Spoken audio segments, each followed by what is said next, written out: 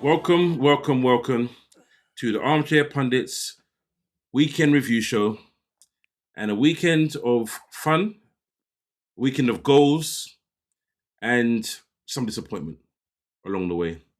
So, as you can see, you got myself, James, you got Leon, you got Bevan, you got Mons, and we have some wins in the house. Hands up if you won this weekend. We haven't done this for a while. That's that, brother. That is dastardly, you know. That is dastardly. That's meant to be your friend. You know what's mad? Is that I've only been able to put my hand up twice since October. Twice. October, bro. Wait. Yo, that's horrible. That's horrible. Hopefully it'll get better. It'll get better. But guys, do us a favor. Hit that like button, subscribe, and also hit the notification button and leave a comment. Let us know what you think of the show. Let us know who your player of the weekend was, because we'll do that at the end of the show. Let us know what your moment of the weekend was, because we'll do that at the show as well. And predictions. We always end the show with predictions. So let us know the predictions you'll pick for the games we're going to choose. But for you to know that, you have to watch it to the end. So I won't tell you that now. So, without any further ado, we'll move on to the guest the player. And the guest the player this weekend is... James, be nice, yeah? Yeah, be nice. Bro. So, the club should be self-explanatory, but I'll name them anyway. So you got Crystal Palace, you got Tottenham. Then the player went on loan to Portsmouth, and then on loan again to Fulham. Then he was sold to Villa. Then he went on loan to Cardiff. Then he was sold to Queen's Park Rangers. Then he moved to Newcastle, and he ended his career at Swansea. Who is this player?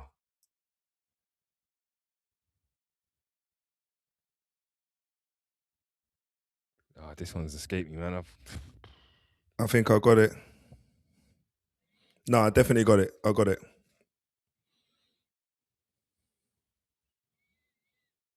Did you hear me, guys? Say I got it. Yeah, I've got it as well. I'm about to say, you guys just didn't acknowledge me because you think I'm just throwing one out there. Sorry, I was drinking, so I was on mute, innit? You see what they're doing to me, though? The subs are... It's either that or everyone hear me gulping. Yeah, fair enough. Water. So, you know. So, do you two want to guess it then? Or, Bevan, do you want a bit more time? Nah, man. Let them go for it. Okay, it's going to be interesting if you both guess it at the same time. It'll be good. All right. Over to you guys. 1, 2, 3. Darren Bent. Nope. Nope. Yep. Oh! Yeah. Oh, you know what? Bent didn't play for Swansea, did he? Or Newcastle? Or Palace. Nope. Or Palace. Or Portsmouth. Or Cardiff. Or Fulham. Or Cardiff. I've had an absolute mare. The one time I That's what I got mute. I thought my man got it. Was he at QPR? Did he mute himself this time? No, I'm sure he had a stint at QPR. He would have, man. I had to let Malone. That was horrible. I was like, I wonder. I should have taken 2 more seconds to have a look, mate. But yeah, Wayne Routledge. Good player. Good player. No, very good player. So, all right, cool. So, we move on to the prediction table. And it's a very interesting prediction table this week. Because there has been movement. So as always, this week or last week? Yeah, it's last week's week 27.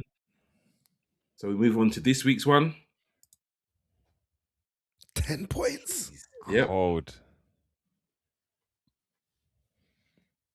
So Darryl's jumped up. All right. We've all done okay to a degree. Just Darryl Yeah. just ran away with it. And I cost myself with my little spiteful 2-2 draw. It wasn't even spiteful, it was hopeful. I didn't want Arsenal to win. I didn't want Chelsea to win. So, to be fair, you said 2-1. A draw is what I needed. I said 2-1 at first. I said you did say 2-1. Yeah, and then I went for 2-2 because I didn't want a winner. Yeah. But it is what it is. It is what it is. Because I would have been second right now. Oh well. Well done, Daryl. 2 correct scores. So we move on. So this weekend there were a lot of goals. Only one boringish game, which is the Man City game. But I'll run through the results of the weekend quickly before we start to discuss them. So the first game up on Friday was the derby between Wolves and Aston Villa, and a shock result as Wolves won 2-0, which is very good for Liverpool. Then Bournemouth drew 1-1 with Sunderland. Then Burnley tried their hardest to win it and lose it and win it and lose it and end up losing the game 4-3 at home. Liverpool played terribly and still managed to win 5-2. And Newcastle, boy, losing 3-2 to Everton isn't great, but we'll discuss that a bit more later. Leeds tried their hardest, but they lost 1-0 to Man City. Then Brighton and Nottingham Forest were 2-1 with a great goal from Morgan Gibbs-White, but it was in vain. Obviously, a sore one for Leon. Fulham winning 2-1 at home, but Leon predicted 2-1, so it's what he expected. And Man United, Crystal Palace was 2-1 as well. Robbery, daylight robbery, never a penalty. And then the last game of the weekend, we had a 2-1 Arsenal win over Chelsea. Some people are just stupid. And Neto falls into that category. So, it's a bit different this week, because normally we start off this with one of our teams because, you know, it's usually the talking points. But there was a great game on Saturday between Burnley and Brentford. And I'll be honest, I was on dual screen, I was watching Liverpool, and then bang, 1-0 to Brentford. 2-0 to Brentford. In this time, Burnley actually creating chances. Yeah. They're creating good chances, just not putting them away. And then at some point, when Sharda scores, Sharda's laughing like, this is too easy. Like, when he was celebrating, his laugh was nasty. Like, I was like, this guy's mocking. He's mocking. And I don't know if they took it personally, Burnley, but man, to come back to 3-3, it was a good effort. How did you guys see it? Do you know the funny thing is, James, yeah? I feel like any one of us could tell you exactly what Scott Parker said to the Burnley boys when he got into the change room. He just basically said, guys, all you're playing for is pride because there's nothing else. But in fairness to the Burnley squad, it wasn't like they were playing badly as such because they were still creating chances. It was just that every time Brentford went forward, they were scoring. And that's where I feel like they were getting undone. But for a neutral, exciting game to watch. I think there was a plethora of different types of goals in that game. And 7 goals in 90 minutes. I don't know, was there any disallowed goals? Because I can't remember. Yeah, bruv, there were. I was gonna let you explain them because I did explain it to start with. Before I say that, the way the game started was a trouble. How do you lose the ball from kickoff? They lost the ball from kickoff, and then my man Fleming just ran through the midfield and just shot from like 35 yards instead of a couple more paces and hits it wide. Yeah. But that was from kickoff. Brentford were on banter from kickoff. But yeah, the disallowed goals. I mean, the offside's the offside, but when you're talking about like fine margins, man, that is fine margins with with offside goal. So that was a bit harsh. But the handball, I don't know if that referee can tell me that he can if VAR can 100% can say that was handball. There's no way they could do that. So if they can't do that, then is that really a clear and obvious error? Has the ref made it a clear and obvious error? Because I think that like they've just robbed them of an equalizer. Well, yeah, they've robbed them of the equalizer.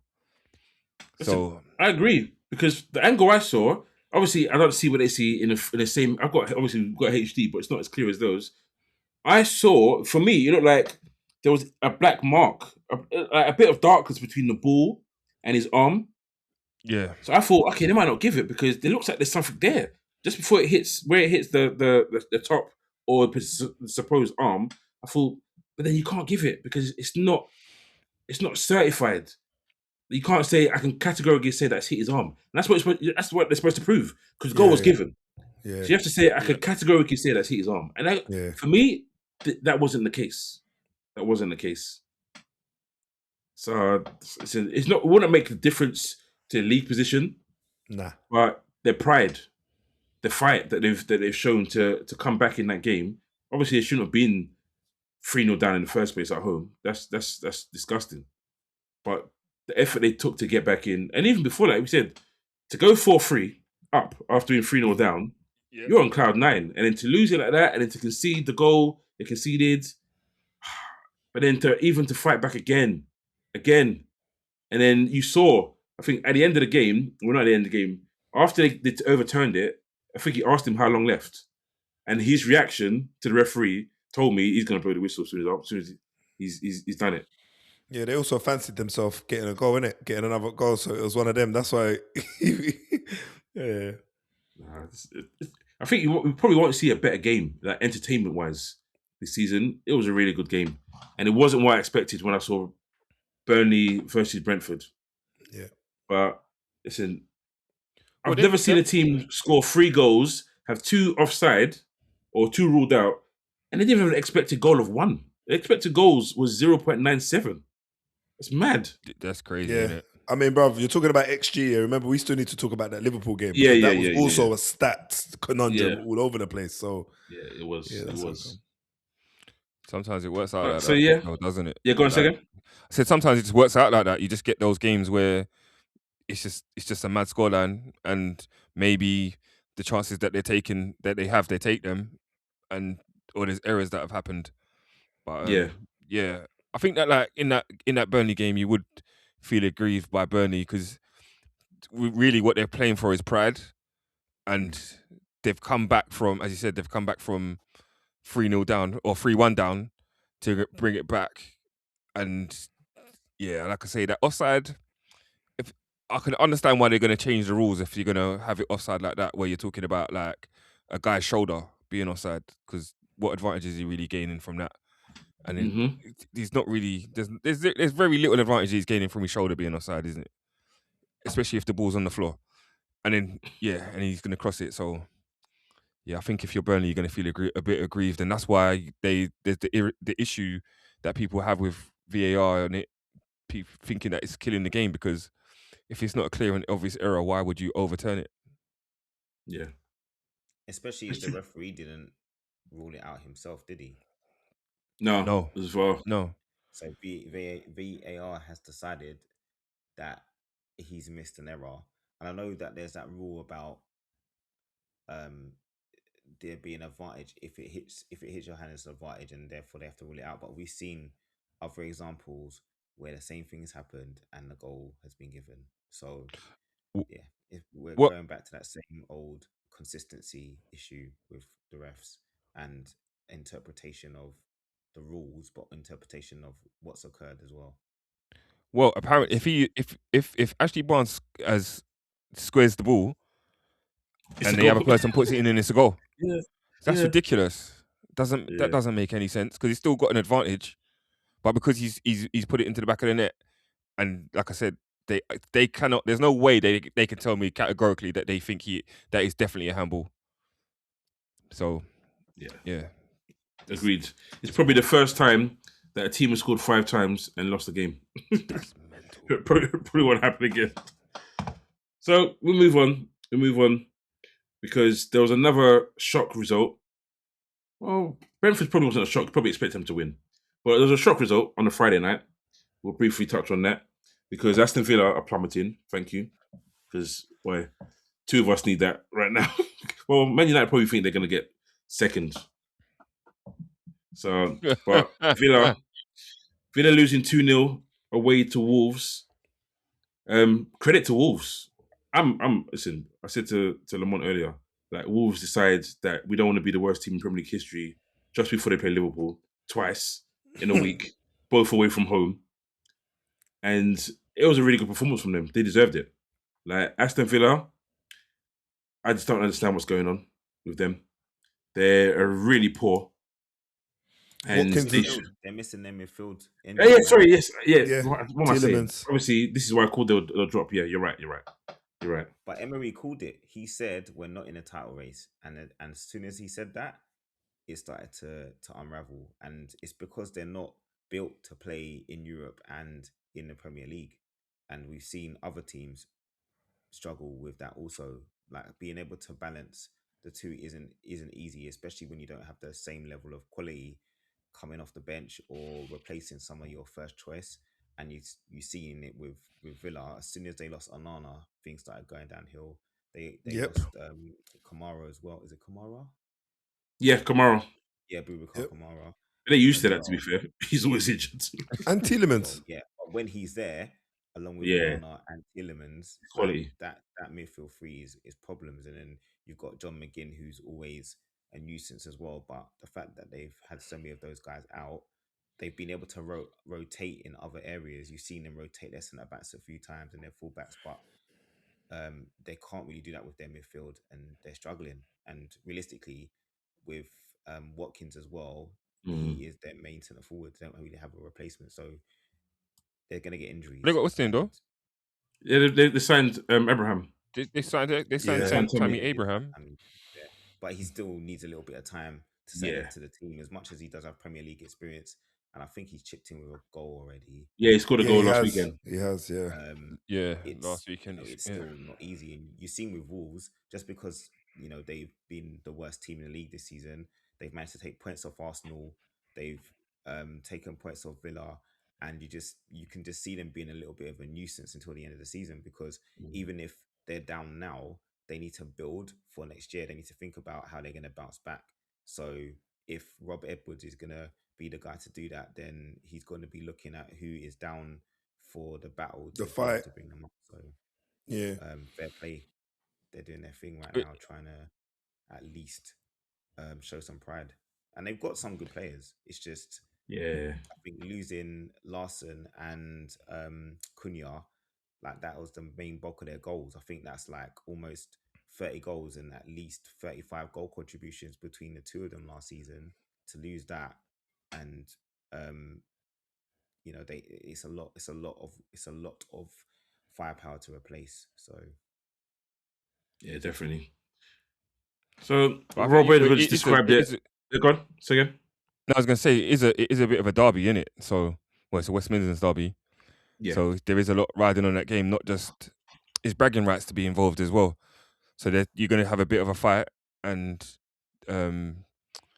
Villa are in free fall again at this time of the season, the same as they were last season. So it kind of shows that like they're kind of falling apart at the wrong time. And I know that like they got Europe and stuff like that, but I think you'd want to see a bit more from Villa and stuff. No one expected this kind of a collapse.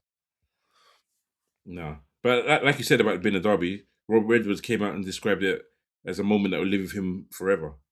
So it shows how much he meant. He did a lap of honour by himself, and he was shaking every single steward's hand all the way around the stadium, which I thought was quite funny watching that. So, but yeah, we move on.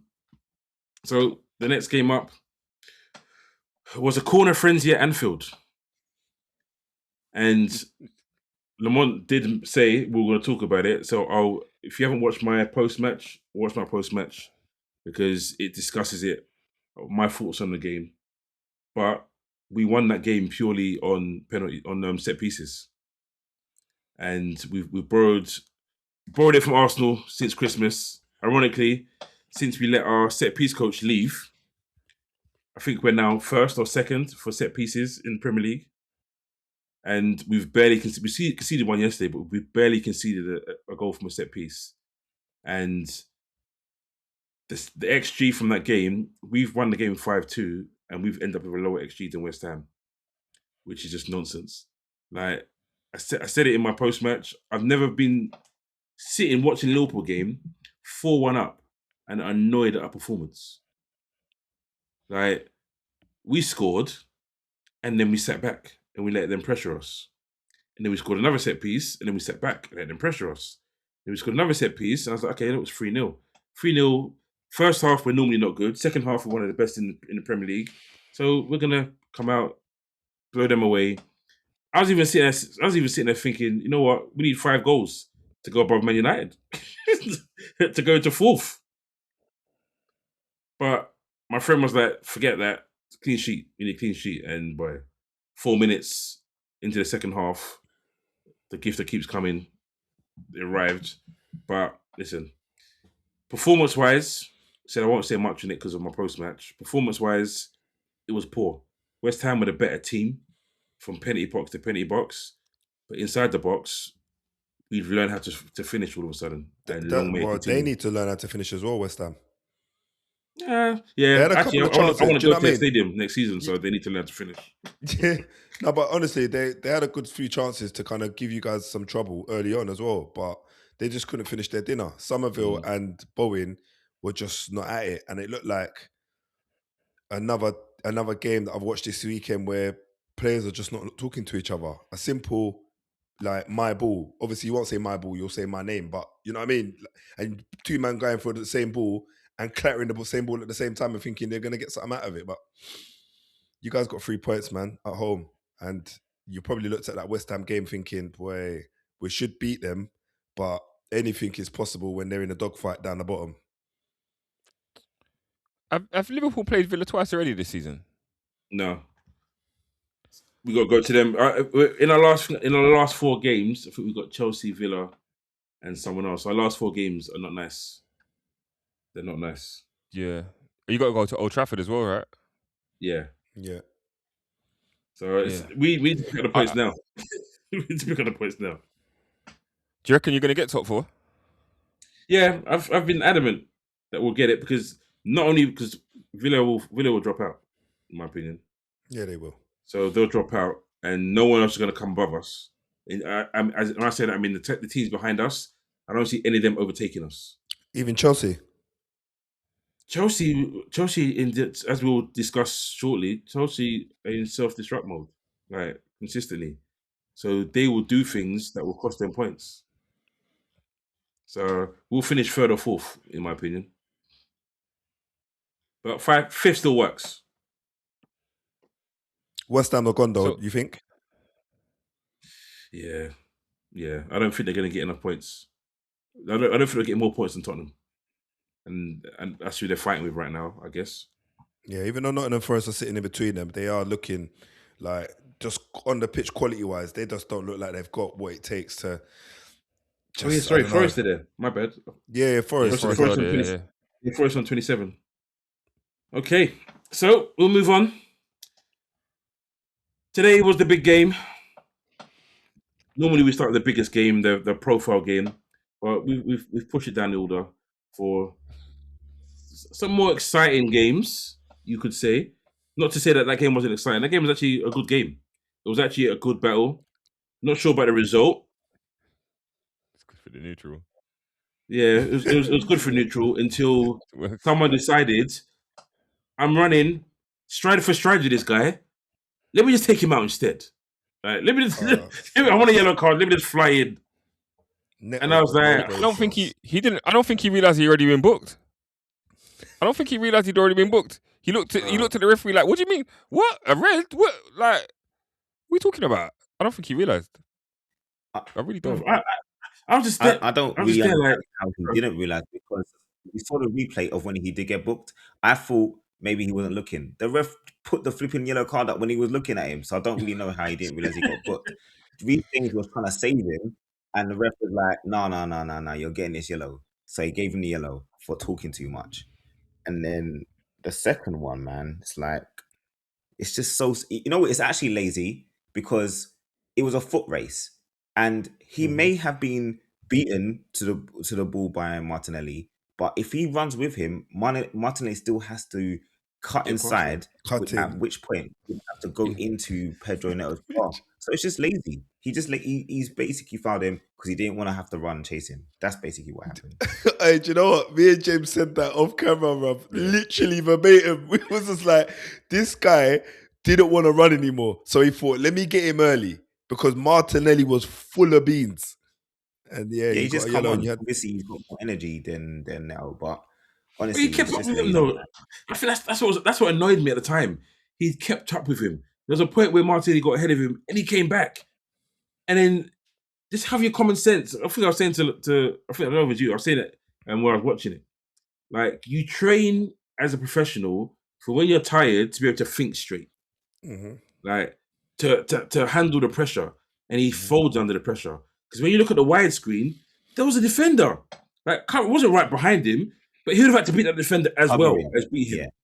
So you didn't even have to do that. And you know what's funny? With that little pattern of play, now you've said that, yeah, it links on to the next thing. So the fans were going mad because Martinelli stayed on his feet and was in. Yeah. He was basically in the box. Yes. And I was actually watching thinking, what's all the noise about? Why is the whistle gone? It's advantage. Yeah. And then I realized that my man was getting a yellow because the next screen that came up was the ref standing in front of Neto giving another yellow. And I'm like, oh, he's a donkey. What has he done there? And then obviously the rest is history. And then all the fans started cheering when they saw the red come out because they realized, oh, we got 10 men. Nice. But the problem was he'd done it 3 times before that, which was really dumb. Arsenal were on a break 2 or 3 times where the goalkeeper had thrown it out or a player had played it and he pulled it back. And I was like normally I'm onto Arteta for switching on the referees and the full official normally, but he had every right. He had every right because they were through on goal. I think there's one Timber would have been through on goal. It would have been wide right, but it was one straight pass to Timber, and he gave Cole Palmer a yellow card for taking out Saka. But just as Leon said, sometimes refs hold their whistle or swallow their whistle. That game he needed to swallow his whistle, and to see what came of it. Because it was a very poor refereeing performance for me. But to get onto Arsenal, it was a good professional performance from Arsenal, for being completely honest. Like, I'll let you say more, because obviously it's your team, but it's annoying. It's an annoyingly good performance. Yeah, it was a ground out result, really. Because I think that in the first half, we were on top in the beginning of the first half, and then it kind of switched to Chelsea being on top, and I was waiting for half time before Chelsea scored, and then when Chelsea came out in the second half, they were on top for the first part of the second half, and it was looking like it was going to be a long day for us. But then we score, so 3 corners really, and an own goal. And then when Neto gets sent off, and then you think, we just have to see this game out. But Riot still has to make a couple of saves, where he makes one from Garnacho. Garnacho, a bit more pace. Oi, bit more pace in save to that go. was. That was a He made 2 though. save. He made 3 world-class saves in that game, you know, and he made one from in the first half from a corner in swinging, and he's got it just before in his near post. Then he's made the João Pedro one, but I think if João Pedro heads it into the corner, he scores.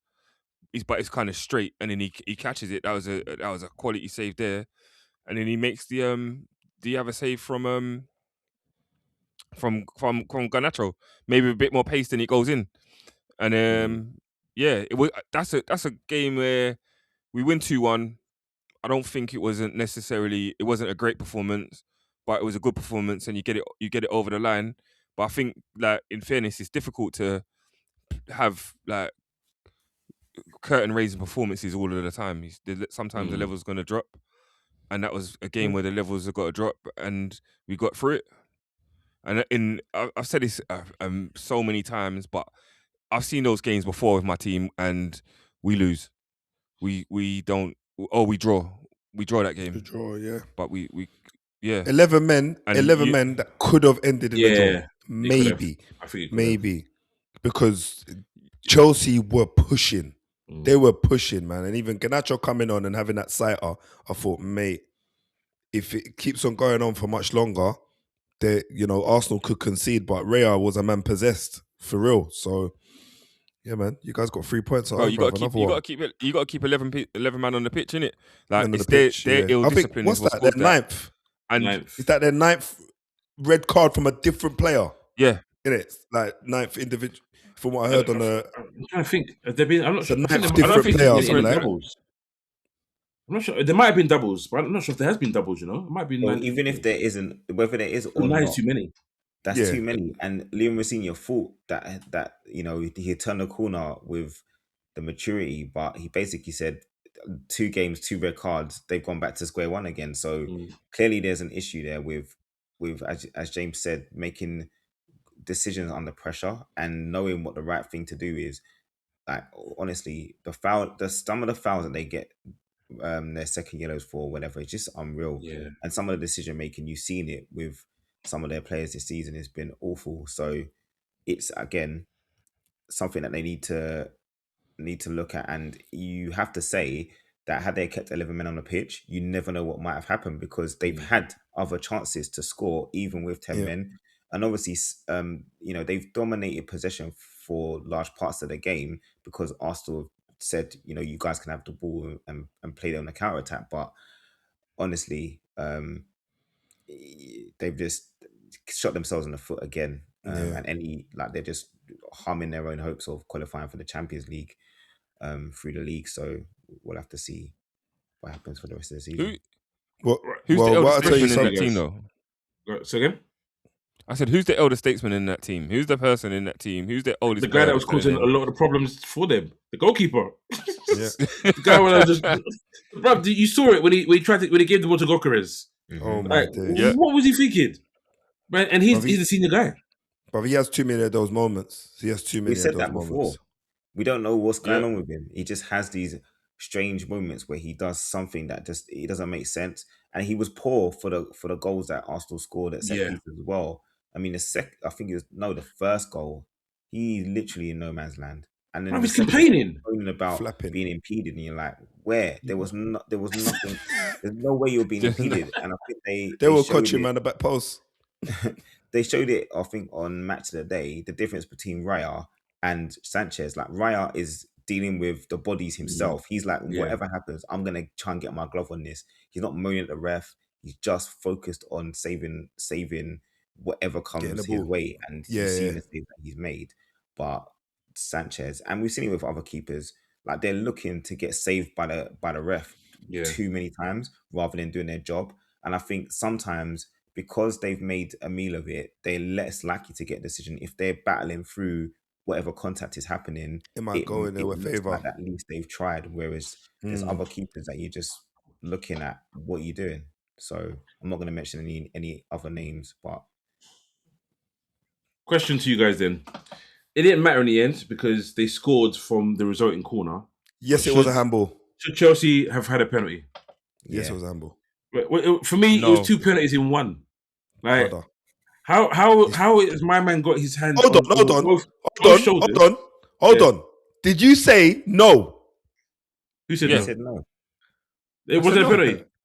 Why? No. So you're allowed to put both arms and bear hug a player in the box and put your elbow in the air and then do that. Listen, everyone's tussling. He's gone to hit the ball. He's gone to hit the ball. His arms come out. I don't think it's a penalty. So is that a natural position? When you go to header, it is When you go to hit the ball, you do this, bruv. Sometimes. Sometimes. Okay, so all right, so forget that then. Forget that. You said he's tussling. I'm not so you have to bear hug people like this. Bro, he's bear hugging him and holding him to the ground. And that's why he can jump. Everyone's bear hugging him. Everyone's tussling in the box. Everybody's doing it. Then everyone be getting penalties. VAR messed up. That was a penalty. VAR messed up big time. Big time. Again, it's because the ref didn't give it. If he's given it, it gets reviewed and you can make a call. And if he had given it, they looked at it. Yeah, but the ref didn't say it was a handball. Yeah. Stupid. So they go with clear and obvious error. Like I said, they got lucky. Hiding behind. We're talking about it, but all the other people probably won't talk about it because the resulting corner was a goal. Yeah. So that would be the highlight. It was almost like justice. was Yeah. was at the end of it. But listen, was it a fair result? Probably, but I don't know. XG was pretty much the same, 109 to 107. Shots 12 to 9. Big chances. They missed all 3 big chances in the game. Chelsea. I think you didn't miss any. Yeah. You had 2 big chances and you scored both of them. 2 big chances. Yeah, two And big chances. so when you look at it statistically, just like that, but obviously with the red card, it's their own fault. You had your 2 big chances, you missed them, and a player decided to be stupid. So, listen, it goes on to midweek, back to 5 points, no longer 2 points. We'll see what happens next. So we'll move on. We'll move on to the Man United game. He's smiling. When I saw the smile, I was almost going to say Tottenham. Just to keep you waiting. Just to change it up. Just to keep you waiting. You know what? Oh, man. That's smiling too hard, bro. Hey, I'm loving it at the minute, bro. I can't even lie to you, bro. So I know I'm interrupting James's introduction, but I don't care. Do it. Do it. You've done your post-match. I'm on top of the world. I done my post-match in record time. I edited it. It's out. Like, go watch it now, man. I don't care. Honestly, 3 points, mate, at home. I'll tell you what. And I done a watch along as well. So those that maybe can watch it once it gets posted out. I done a watch along. It's my first one on YouTube, so you should see that coming out soon. But yeah, United, we did struggle for the first half hour. And that was telling when in 4 minutes we conceded a corner. I said the same thing against Everton. Sorry? Good header. Good, very good header. I mean, that is, how they teach you to header a ball, whether you be, whatever position on the pitch, you header it back the way it's come. And the keeper will always struggle to get there just from his body, the weight where his body is. But what I will say is if Casemiro stays on that post, and I said this in my post match as well, where he actually was when the cross came in, he clears that. But naturally, when the ball goes forward, you will step up to kind of keep anybody offside. And obviously that didn't happen. It just went straight in the back of the net and Lamens was left wanting. But we struggled in the beginning of games for the last couple matches that I've watched. And I really want us to get that rut out. We need to get it out because we still got to face some opposition that will take advantage of that. And, it was telling today against Crystal Palace.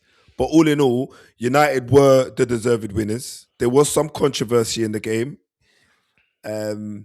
Bruno got a penalty. And some might say that the penalty wasn't warranted. Never a penalty. I know someone came on my live today saying about double jeopardy and then he dipped out. I don't know if he's on the post. I think he's on the pod, but whatever. He just came in double jeopardy and dipped out. He didn't say nothing else after that. So I just need an explanation on this, yeah? I need an explanation. It's not double jeopardy. No. He's not making an attempt for the ball. But at the same time, he's touched his shoulder. What he's done has not made Cunha's legs just fall. But Cunha's a surfer, innit? The box, though. That's what I don't like about it.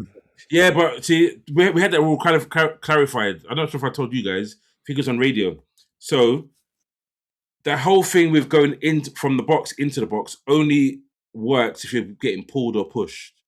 If you're getting pulled or pushed, then if it follows into the box, then you give a penalty. Any other incidents where you're tripped or whatever, or it's a slide tackle doesn't count. Right. But in my opinion, he wasn't getting pulled. And the contact wasn't enough for him to go to ground. It was nowhere near enough. And he lets go, literally. You see his hand literally tap his shoulder as he gets into the box. I mean, it wasn't a tap. I mean, he was leaning on him, but I do feel like Cunha overcooked the intention for the foul to win the penalty. I do feel like he overcooked it slightly. But listen, we're in a game of opportunity, right? And the ball into Cunha was great. And him to open up his body and let, Lacroix think like he's going to get the ball and, basically win the penalty, that was superb. I don't know if he was going to get on the end of it, though, because Dean Henderson was already on his bike to come and collect that. So that, I guess, is, you could say it's 6 of one, half a dozen the other. What I wasn't I too don't know, sure man. about is whether or not the red card was a red card, because It has to be because it's dogs, though, isn't it? that's what I thought. Yeah. To be honest, It has to be. I Unfortunately, don't know, man. Like the whole thing about like if you're going to be the foul's going to be starting outside of the box and it goes inside the box. As soon as he crossed the white line, he's gone down. Yeah. With the same amount of contact. That's and we're talking about fouls. well, look, some can Well, handball the ball up there, and it could be organic, and some people can foul and get penalties, bro. When it's results, your team, results. when it's your Bruv, team, when it's your team, innit? two When it's your different team, you call things, it how you though. say- when it's Two when different it's your things. team, when Bruv, it's your team, innit? two When it's different United, things. when it's United, it doesn't matter. The No, rule the book goes rules. out The window. rules Like, are the I didn't rules. see Yeah, it. Yeah. right. And the Uh-huh. rules are the rules. Then But we're anyway, talking. Šeško gets we're talking about not the Šeško amount gets of contact- another contact. winner for us, and we get Yeah, 3 but don't do points that- don't do at that Old to me. Trafford. Yeah, it's the truth. Disrespectful. We get 3 points. Well done. Get 3 points, man. Thank you. We're 10 points behind you. Boy, I look at it and Crystal Palace didn't do enough to win the game. If we're looking at it honestly. And then as soon as the red card gets given, their best centre-back, their actual leader at the back is gone. Like, I couldn't see... I'm surprised he didn't score again. No, he did actually. That made it 1-1. He did score again. I'm surprised he didn't score more. than Well, the after he one went extra off? goal. Yeah, after he went off. I'm surprised he didn't score more than the one goal, to be honest. The second goal you score, I'll be honest, it's a great cross. Yep. It's a great cross from Bruno. And we know he's got it in his locker. 13 assists. Yeah. But Bro, he is a magician. I swear to you. The things he was doing today after half time, yeah, and towards the tail end of the first half, I was just like, bro, no one's on his page. Nobody was this is awake. a shame. He wasted his career playing for Man United. All right, steady. Less of that. He's at the Less right of club. that. He's at the right club. Less of that. He could have had so many Less of that. trophies if he'd gone elsewhere and played for a team that was challenging for stuff, innit? I can't really compete against that, really, to be honest. It's the truth, It's been a bit innit? woeful. It's been a bit woeful. Well, behind De Bruyne, I don't think anyone's made more chances, more assists in Premier League. Yeah. But De Think Bruyne he's was like picking up his- trophies while he was doing it. His goal contributions like 19 or 20. It's just ridiculous, bro. His numbers are crazy. So no one could dispute how good he is in the role that he plays. And he's been moved about. He's not like he's been playing in one dedicated role.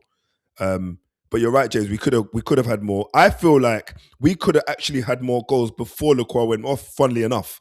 And then when he went off, they went into a low block. And then it was chances here and there. But you know what? We didn't play the greatest 90 minutes of football, but we probably paid for about an hour, to be honest. We paid for about an hour. We got 3 points, and then we got Newcastle next. Yeah. I'm hoping they got Champions League before they play us. No, it's this week, bruv. It's in a few days. In a few days. Yeah. So, listen, you got the job done, annoyingly. Yeah. Right, we move. We move on to Tottenham game. And Game of the weekend. obviously, a result that Leon predicted. He said 2-1. But the contentious point. Obviously, I know Leon doesn't want to complain because the way his team's playing, but they were robbed. Because how that first goal was not disallowed Thank is a you, joke. James. Now I let Leon Thank speak. you. No, I don't want to speak. You lot can talk and analyze it. I'm bored of saying the same crap every week. You guys tell me what I go on in it. How's that not opposite? I don't understand how the little tickle of Gabriel's back is a goal that's allowed, Yeah. and this guy's in the air and he gets full on pushed when he actually turns in the air, bro. He turned in the air and lands, and they're like, "No, play on. We'll look at it, but play on." Yeah. That goal should have been ruled out. It should have been. 100% should have should been have ruled out. And you notice all of them have had Spurs involvement, yeah? Yeah. Bro. Honestly, It might sound if biased. it It's not in. It's not in. I'll say it's a conspiracy, but the team is so crap that even these bad decisions are just like, it's whatever, man. But honestly, some of these decisions that these refs are on this year on Spurs is kind of mad. And the team, they're devoid of confidence, but they're also devoid of realizing where they are in the league, because there's no effort. There's no aggression. There's no pride. There's no willing to leave it out on there on the pitch. You've seen today so many examples of Fulham opening up our defense. We've literally got, well, I think we had about 8 defensive-minded people on the pitch. In fact, no, let me go 7, because we literally had, as our starting lineup, Gallagher, Basuma, Palhinha in midfield, along with the 4 defenders. And what I don't understand is that we're still playing Archie Gray out of position. We spent money on a left back from Brazil, and for whatever reason, we've bought this guy, and clearly whether they think he's good enough to play in a Prem, I don't know. But why would you spend money in January to buy him if you're not going to play him? He's come on late in the second half, and when Archie Gray's gone forward, he's actually ended up setting up a goal. But what I don't understand is consistently playing people out of position. He's played a 4-4-2 today. I'm glad we went at 4 at the back. Thought that was the right move.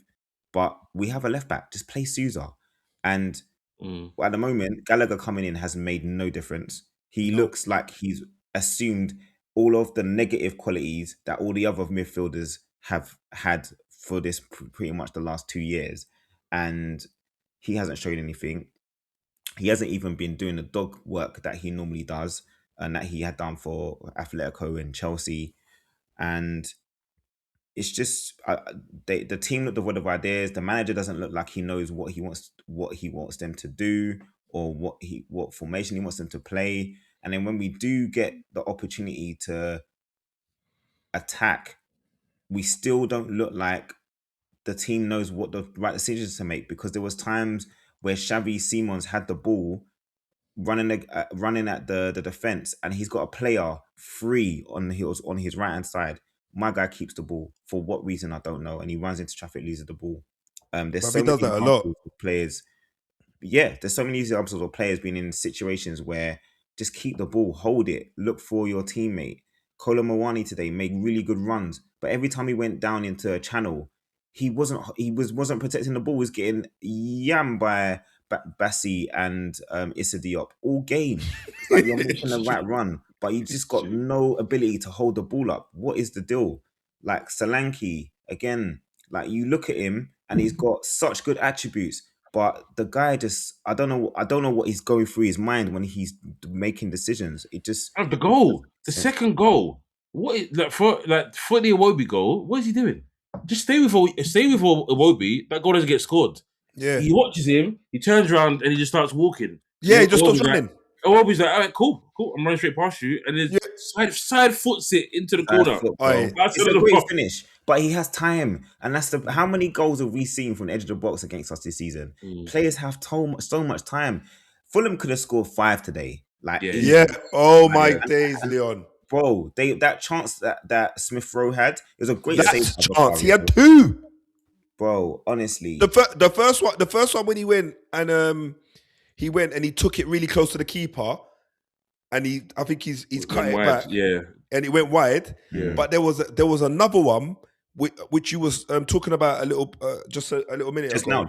Now, he was free on the right hand side, and you said that there was just so much space out there. And honestly, Leon, I think it was Jimenez. He done like a diagonal run and took. It was Harrison made a run. Wilson took Gray with him, and that left Smith Rowe just clean. It was open, and then I saw Smith Rowe running in. I thought, oh my days, he's gonna finish this, and he hits it into the keeper. I was thinking, all he had to do is just lift it and just put it for. So I hear what you're saying about the gaps. For me, it does look like a bigger problem than just tactics, if I'm honest. Just looking at the individuals, how they're playing, the attitude of when they've not got the ball, the attitude of when they have got the ball, seeing what decisions are being made when they've got an attacking opportunity, and you've got 2 or 3 players against 1, and you're deciding, I'm going to keep the ball instead of moving it around because it moves quicker than any one player. It's just a lot of kind of, are you guys elite footballers? Do you realize that you're in a dogfight? Do you actually realize that, yes, you won the Europa League last season, but your domestic form was horrible. So you need to give the fans something to cheer about. But Like let's have it week right in, though. week out. Let's have it right. Like, if the unthinkable happens, how many of them actually stay at Spurs? Boy, So I don't know, like, bruv. you can say they're in a fight, but they're in a fight and they can leave. They're gonna leave when if it gets to if the worst happens. Do you know what I mean? There's times where I look at certain players and I feel like they've checked out already. Okay. And that's players who you need to rely on to be better. Like, there's times when I look at Van der Ven and some of his decision making today, like he's doing things that Romero does, like moving out of position and leaving gaps. Like, he's the quickest player on the pitch, and he's so reactive at times. Like, he doesn't anticipate situations. It's like he's relying on his pace to get himself out of situations, but sometimes it's too late. And honestly, there's times where you look at the team and you just don't feel like these guys have the minerals to get us out of the situation. And I really don't see light at the end of the tunnel, because I don't see the fight. I don't see, like, when I look at West Ham, when I look at Nottingham Forest, I believe that these guys are fighting for their lives. They're fighting for survival. West Ham lost 5-2, but it wasn't a 5-2 game. They've lost 5-2 because they can't defend set pieces. But honestly, they actually played quite well against Liverpool. But for us, we didn't deserve anything from this game. And had we have managed to snatch a draw, it would have been a miracle, because we Yes. never looked in it at all. Yeah, it's true. But I guess now you're looking at your next game, and it's Crystal Palace, I believe. So you've got to try and win that on Thursday. To be honest, they're not great. That's a big one. To be honest, they weren't great. But Palace weren't great either. So it's going to be one of those games. So, okay, we move on. Move on to the last couple of games. And I won't talk about them much. But obviously, Man City, title challengers, 1-0. Very lucky. I'll let Lamont. Lamont was not happy with with Calvert-Lewin. Calvert-Lewin, he had an opportunity to put City 2-0 up, and the first opportunity he had, great cross comes in from the right hand side. The goal's gaping, only Donnarumma to beat, and he puts it wide. Brother, this is why people don't rate you, because that is your opportunity to put your name in lights. Yeah. Then he gets one again, another opportunity, probably not even 10 minutes later, bro. And he does a lot of the hard work. He gets the ball into a good position. I personally believe he took an extra touch when he didn't need to. And he puts the ball across the goal, is delivered in the back of the net. Honestly, bruv, I think the game in total wasn't a great game to watch. But had Leeds have gone ahead, I feel like City would have had to up the ante. Don't get me wrong. The City goal, Shirky passed the ball through about 3 or 4 of the Leeds players to, I think it's Aït-Nouri, their left back, and he's put the ball across the box to, the one and only Semenyo, and he's put the ball in the back of the net, and it's 1-0 City. But I feel like, obviously, at the minute, they're not even, that game there, they'll just scrub it off and say, you know what, we didn't play great, we got 3 points, on to the next one. And that's pretty much it. But, yeah, I think, to be honest, City were lucky, very lucky, to walk away with 3 points in that game. Sometimes what you need, innit? When you're going fighting for a title, and literally, obviously, they knew earlier, but your main man Haaland is not there. Yeah. You've got to just get a win. Anyhow Somehow. you can, just get the 3 points and then move on. And they're not lucky, but they were smart enough, unlike some other teams that I support, to go and get Semenyo. Because Semenyo's come in and he's pretty much scoring almost every game. Yeah, bruv, it's ridiculous. I think we spoke almost every game for them. Yeah, he's become a difference maker. And it's proved to be already a really good signing for them. So, to be fair, Gehi came close as well. I don't want to rub salt in the wounds there, Jake. I know that's another one you guys lost on. But yeah, Gehi came very close if it wasn't for a great... I think it was a save. Alcohol and salt in the wounds. Oh, was it? But yeah, man, anyway. It is what it is. I said, as long as the title race keeps going to the end, what we want is for them to play each other at the Etihad and for the title to be there to To be win. decided there. Yeah, that's what you want. That would be You want nice. to- That would be you nice. want to be there to win. Whoever wins that game wins the title. Yeah. That's the way it's leading towards now. But okay, as I said, there wasn't much more to talk about that game. So other notable games were Brighton, obviously Nottingham Forest. I said it in the intro. Great strike from Gibbs White. Yeah. But Brighton was just better, Mhm. to be honest. It's almost like since they've brought back Pascal Gross from Dortmund, that bit of experience back in midfield has helped them. Mm. And they've been a bit better since he's been back. And obviously Daniel Welbeck. I think that was his 11th goal. And am I right in saying it's the first time or the second time That he's he's hit double reached- figures in his career? Yeah. That is It mad. sounds mad, doesn't it? It sounds mad. Absolutely mad. So yeah, that game was 2-1. And then the last game that we're not really going to discuss was the Bournemouth Sunderland, which, to be honest, it wasn't the greatest game. No, it wasn't at It all. wasn't the no. greatest game, but listen, they've lost Mukiele and they've got a bag load of injuries, so they did well, to be honest. Mayenda hadn't scored since the first game of the season. He gets an early goal in his first start for ages as well.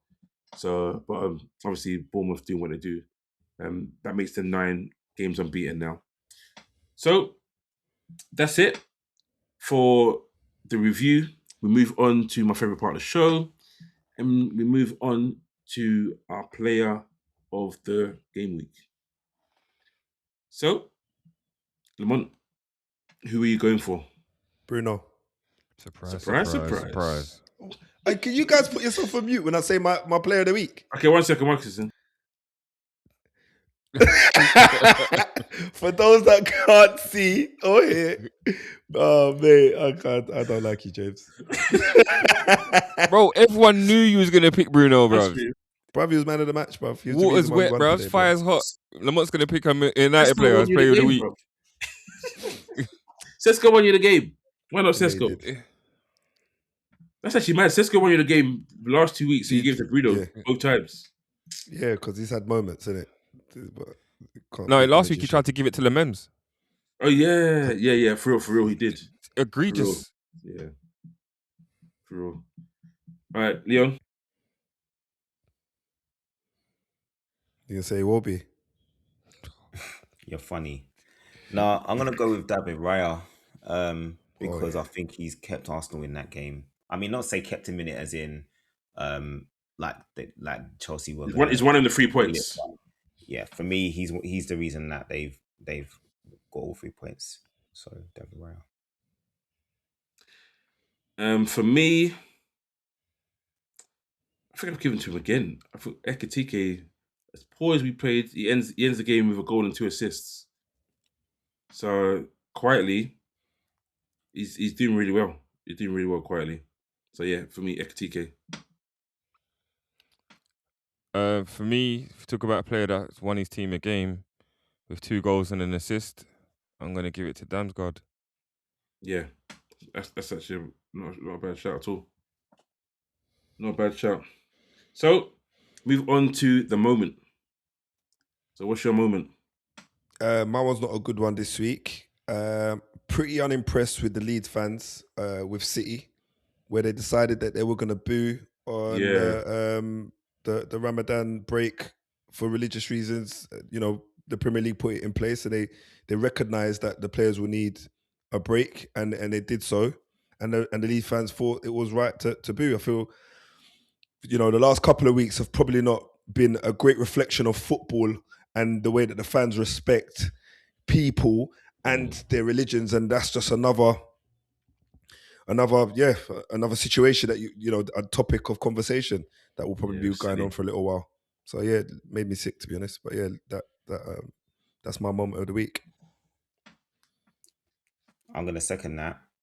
Actually, don't want to take the shine from anyone else, but yeah, it's those kind of situations where it just disappoints you that people don't respect the fact that this has been put in and respecting other people's cultures, and just looking at it from a selfish perspective, really. So yeah, I'll second that. Yeah, we've got to be honest. We've all got to go on that run, really. That was the biggest moment. That was the most disappointing moment of the weekend. I was realistically going to go with the way the game ended with Burnley and Brentford, but that overshadows that, to be completely honest. So I agree.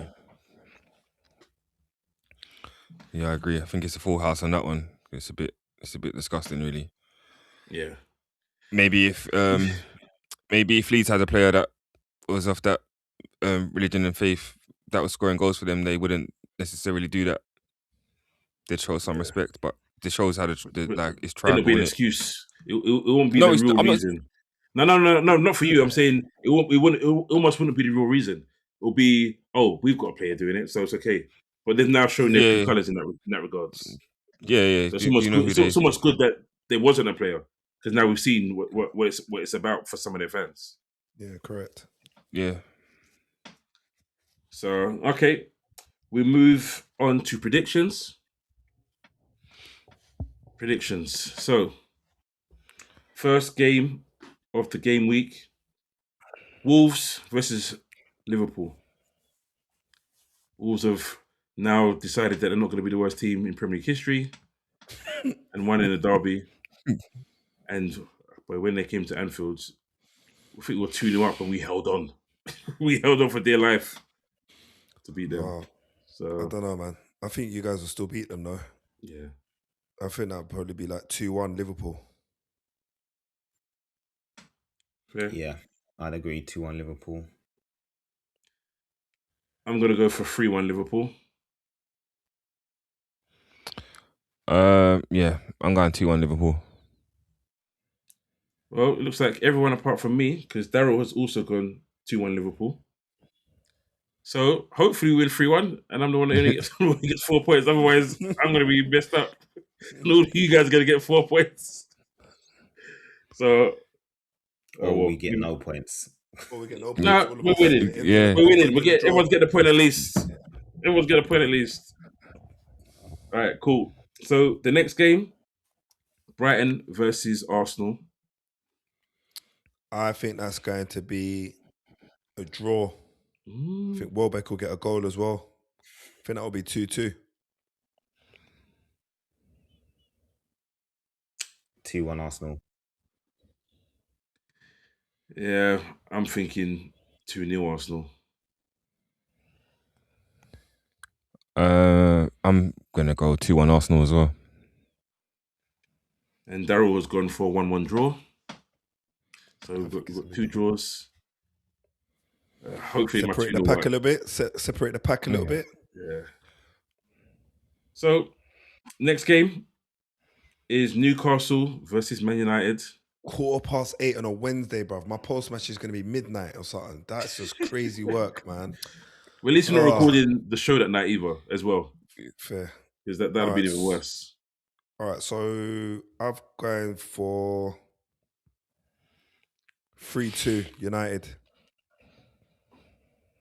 1-1. I'm going for a 2-2. Desmond. 2-0 United. And Daryl has gone for a 1-1. So the last game on the Thursday, we've got Spurs versus Crystal Palace. You there, Leon? I don't know. Okay.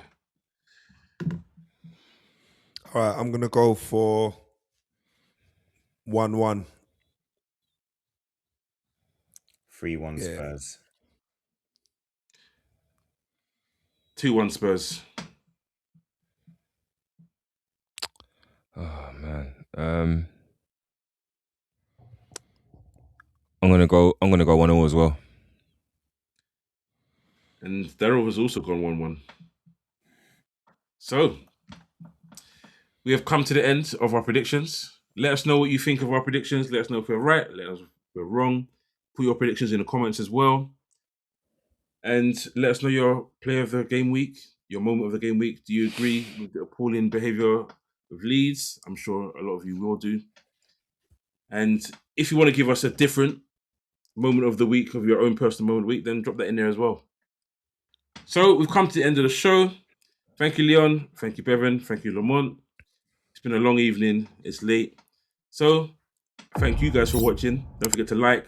Don't forget to subscribe. Don't forget to share and hit that notification button. It's been Armchair Pundits Weekend Review Show. Take it easy. Peace out.